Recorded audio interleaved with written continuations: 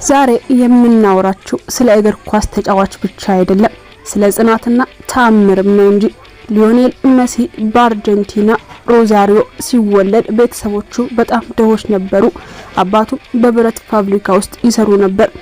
መሲ ገና በ11 ዓመቱ የእድገት ሆርሞን እጥረት ግሮዚንግ ሆርሞንስ ዲፊሸንሲ እንዳለበት ታወቀ። ይህ ማለት መሲ ካልታከመ ማደግ አይችልም ነበር። ሕክምናው በወር $900 ይጠይቃል። ታዲያ ቤተሰቦቹ የአርጀንቲናን ክለቦች ግን ይህንን ገንዘብ ሊከፍሉ አልቻሉም። በዚያ አስቸጋሪ ወቅት ነው የባርሴሎናው ስፖርቲንግ ዳይሬክተር መሲን ያየው። የሚገርመው የመጀመሪያውን የኮንትራት ስምምነት የተፈረመው በሆቴል ውስጥ ነበር። የወረቀቱ ናፕኪን ላይ ነበር። ባርሴሎና የሕክምናን ወጪ ለመሸፈን ተስማምቶ መሲ ወደ ስፔን ተጓዘ። ከዚህ በኋላ ነበር የመሲ ህይወት ቀለል ብሎ መጓዝ የጀመረው። ይህ ትልቅ እድል ነውና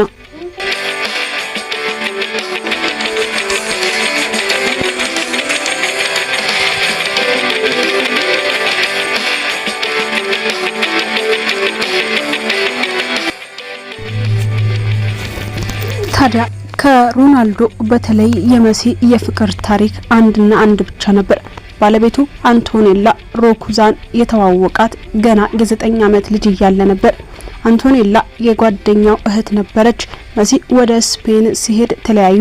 ነገር ግን ፍቅራቸው አልጠፋም ነበር። በ2007 ዓመተ ምህረት አንቶኔላ የቅርብ ጓደኛዋን በሞት ስታጣ መሲ ወደዚያ ወደ አርጀንቲና በመብረር ከጎኗ ቆመ። ከዚያን ጊዜ ጀምሮ አልተለያዩም። ዛሬ 3 ወንድ ልጆችን ወልደዋል።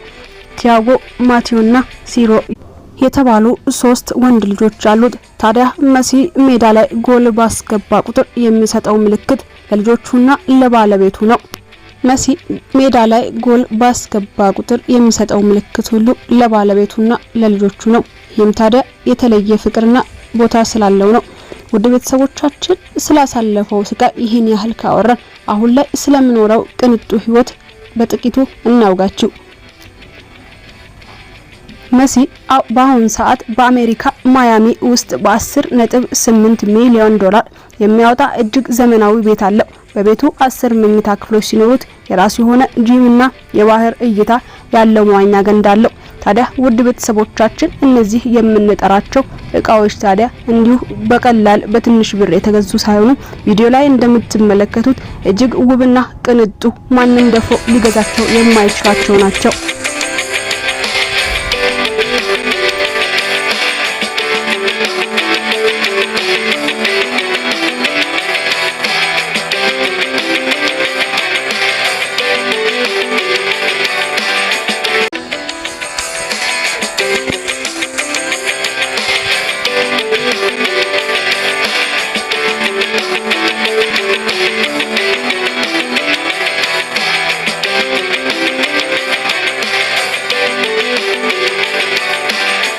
መሲ 15 ሚሊዮን ዶላር የሚያወጣ የራሱ የግል ጄት አለው። በጄቱ ደረጃ ላይ የባለቤቱና የልጆቹ ስም ተጽፎበታል። መሲ እጅግ ብርቅዬ የሆነ መኪኖች ባለቤት ነው።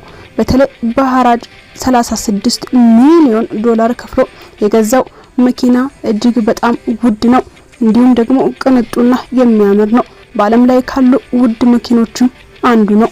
ታዲያ ውድ ቤተሰቦቻችን መሲ ከዚህ ሌላ የራሱ ቢዝነስ ሲኖረው ይህም ታዲያ MIM የተባለ የራሱ የሆነ ግሩፕ አለው። በስፔን የተለያዩ ከተሞች ላይ እጅግ ዘመናዊ ሆቴሎች በመገንባት በቢዝነስ ዓለም ስሙን አስጠርቷል። MIM የተሰኘው ሆቴሉ ታዲያ በባርሴሎና የሚገኝ የመጀመሪያውና ትልቁ ሆቴሉ ነው። ሁለተኛው ሆቴል ደግሞ MIM ኢቢዛ የተሰኘው ሆቴሉ በታላቁ የኢቢዛ ደሴት ላይ የሚገኝ ለፓርቲና ለቅንጡ እረፍት የሚመረጥ ሆቴል ነው። ታዲያ ሌላኛው ሶስተኛው ደግሞ MIM ማዮርካ ይሰኛል። ሜዲትራኒያን ባህር ዳርቻ ላይ የሚገኝ እጅግ ውብና ቅንጡ ሆቴል ነው። በአራተኛ ደረጃ ላይ የተቀመጠው ደግሞ MIM ባኳራ ይሰኛል። በበረዶ ላይ ለሚደረግ ስፖርት ተብሎ ተራራ ላይ የተሰራ ሆቴል ሲሆን እጅግ ውብና ማራኪ ነው። አምስተኛ ላይ ደግሞ የምናገኘው MIM ሴቶ ግራንዴ ይሰኛል። ስፔን የሚገኝ እጅግ ቅንጡና ዘመናዊ ሆቴል ነው። ታዲያ ውድ ቤተሰቦቻችን መሲ ከእግር ኳስ በተጨማሪ የቢዝነሱንም ዓለም በዚህ ልክ የሚያቀላጥፍ ነው።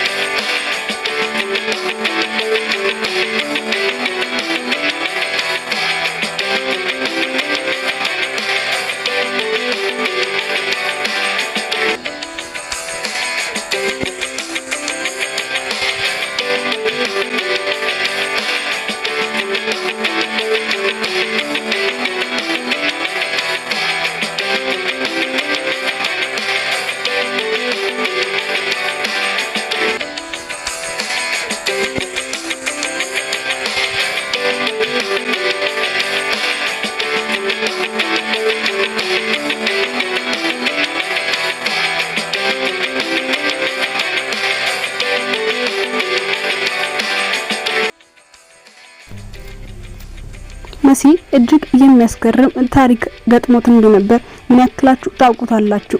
ይህ በጣም የሚገርም ታሪክ ነው። በ2013 ዓመተ ምህረት አንድ የጃፓን ጌጣጌጥ ሰሪ የመሲን ግራ እግር ሙሉ በሙሉ ከወርቅ ሰርቶት ነበር። ታዲያ ለዚህ ስራ 25 ኪሎ ግራም ንጹህ ወርቅ ፈጅቷል። ይህም የወርቅ እግር በወቅቱ 5.25 ሚሊዮን ዶላር ተሽጧል። ታዲያ ይህንንም የወርቅ እግር መሲ በቃል ብቻ ሳይሆን በተግባርም አሳይቶታል። እንግዲህ ውድ ቤተሰቦቻችን የመሲ አድናቂዎች ታዲያ ስለዚህ ጉዳይ ምን አስተያየት አላችሁ? ይገባዋል ወይንስ አይገባው? እንግዲህ ኮሜንት ሴክሽኑ የእናንተ ነውና ሐሳብ አስተያየታችሁን ስለዚህ ጉዳይ ማስቀመጥ ትችላላችሁ።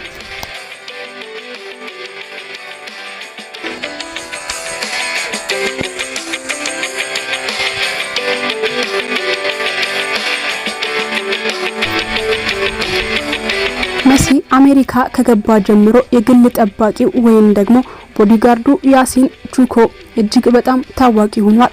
ምክንያቱም ይሄ ጠባቂው የቀድሞ የዩኤስኤ የባህር ኃይል አባል ሲሆን መሲ ሜዳ ላይ በሚጫወትበት ሰዓት እንኳን መስመሩን ተከትሎ አብሮት ይሮጣል። ታዲያ መሲ ለዚህ ጠባቂው ብቻ በአመት 3.5 ሚሊዮን ዶላር ይከፍለዋል። ስለ መሲ ዛሬ ስናወራ ደግሞ ትንሽ ቀልባችንን ሳብ ያደረገው ታሪክ ነው። መስመሩን ተከትሎ መሮጡ እንዲሁም ደግሞ መሲ የሚያወጣው ለሱ የሚከፍለው ገንዘብ እጅግ በጣም ብዙ ነው። ውድ ቤተሰቦቻችን ታዲያ እናንተ የትኛው ታሪክ ይበልጥ ቀልባችሁን ሳበው? እኔን እንግዲህ ቀልባችንን የሳበው እዚህ ቦዲጋርድ ታሪክ ነው።